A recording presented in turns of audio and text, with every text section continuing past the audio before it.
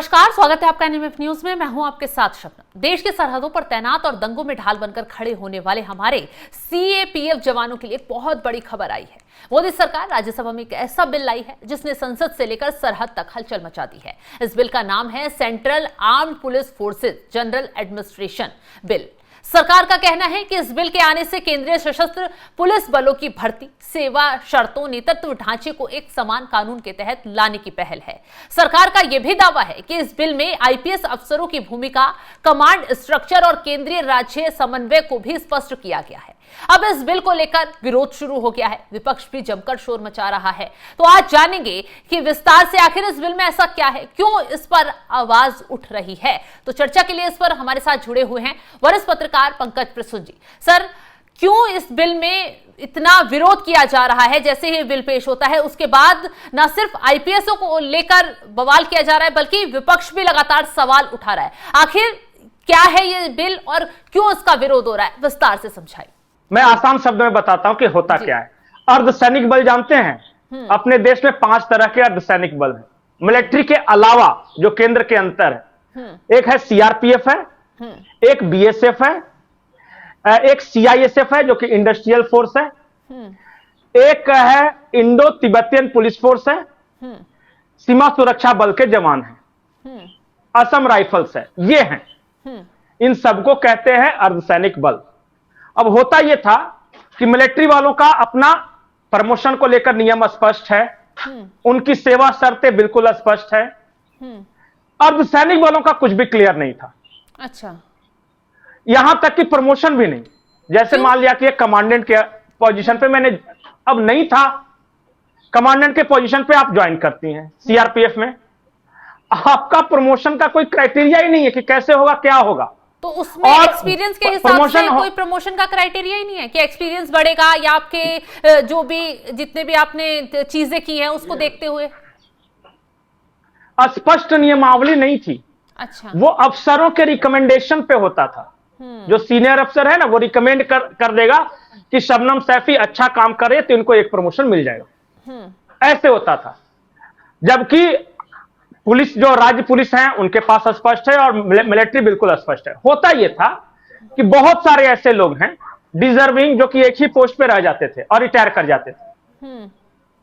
अब इस बार केंद्र सरकार ने सोचा कि नहीं, स्पष्ट नियमावली होनी चाहिए कि कितने दिनों के काम करने, फील्ड एक्सपीरियंस कितने दिन का रहेगा, ये सारी चीजें, 4 चीजें स्पष्ट की गई है इस नए नियम में। एक तो सेवा शर्तें कि आपसे क्या काम लिया जाना है, दूसरा प्रमोशन, तीसरा मेडिकल फैसिलिटीज, चौथा रिटायरमेंट फैसिलिटीज। ये सारी चीजें को स्पष्ट कर दिया गया है। नियम तय अब जो विवाद है वो कहां है?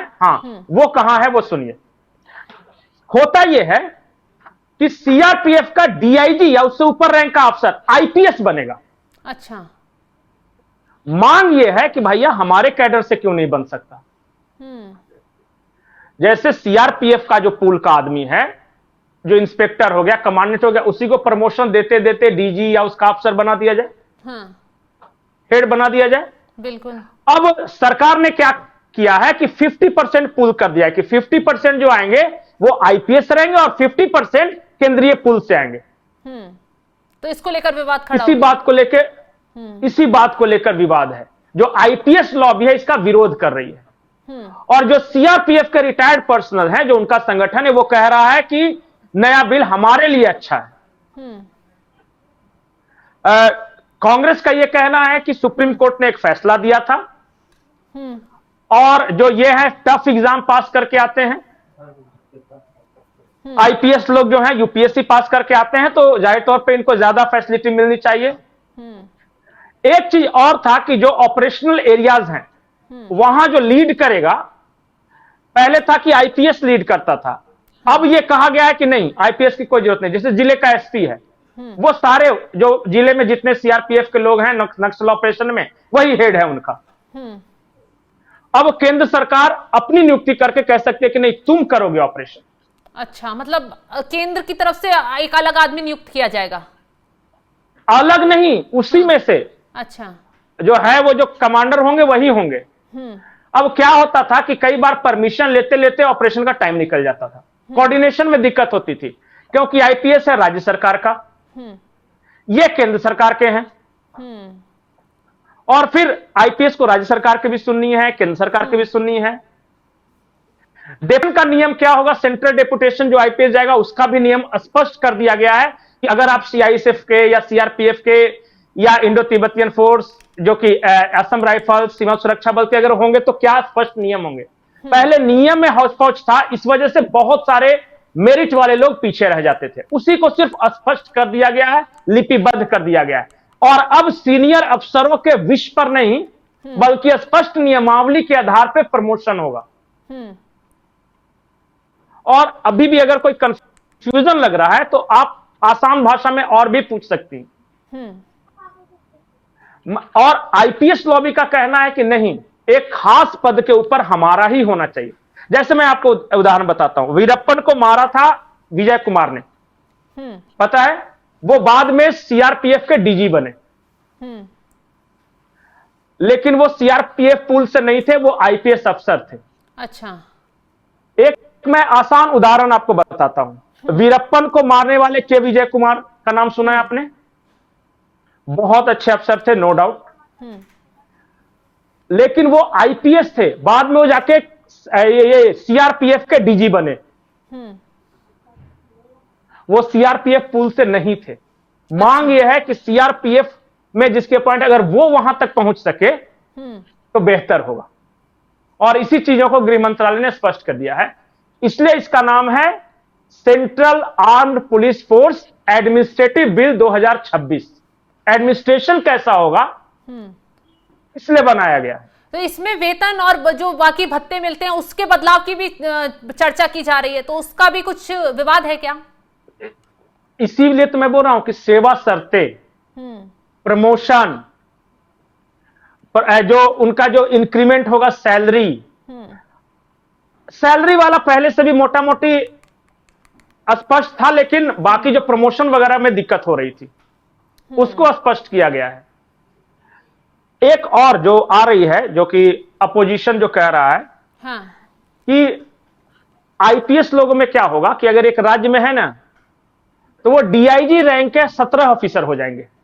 अच्छा, और सबको समान वेतन समान फैसिलिटी मिलेगी। लेकिन जो केंद्रीय पूल है वहां ऐसा नहीं होता। वहां जितने पर हैं, डीआईजी एक है तो एक ही रहेगा। भले इस नीचे वाले की उम्र भले हो जाए उतनी, वो सारा क्राइटेरिया फुलफिल करता है, लेकिन वो नहीं होगा वैसे। उसको डीआईजी नहीं माना जाएगा। अच्छा, तो इस बात को भी स्पष्टीकरण करने की जरूरत है।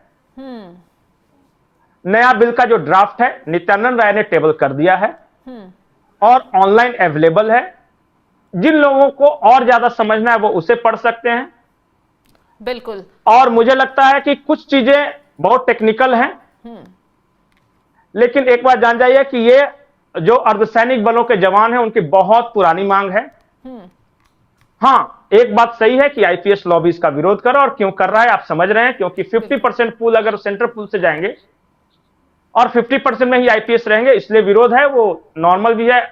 बस यही है सीएपीएफ बिल 2026।